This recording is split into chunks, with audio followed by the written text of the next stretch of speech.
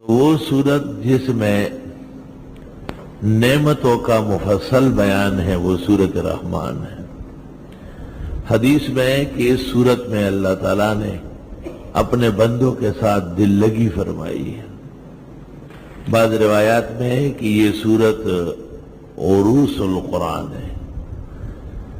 قرآن کریم کی صورتوں میں اس کی حیثیت ایسی ہے جیسے عام انسانوں میں دولہے یا دلہن کی خوشگوار شکل صورت ہوتی ہے۔ بزرگان دین کا تجربہ ہے کہ اس صورت کے پڑھنے سے حسن ظاہری اور باطینی بڑھ جاتا ہے۔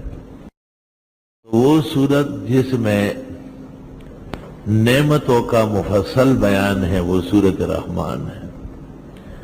حدیث میں ہے کہ اس صورت میں اللہ تعالیٰ نے اپنے بندوں کے ساتھ دل لگی فرمائی ہے۔ بعض روایات میں ہے کہ یہ صورت عروس القرآن ہے۔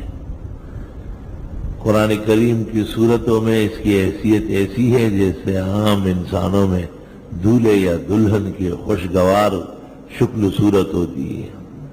بزرگان دین کا تجربہ ہے کہ اس صورت کے پڑھنے سے حسن ظاہری اور باطینی بڑھ جاتا ہے۔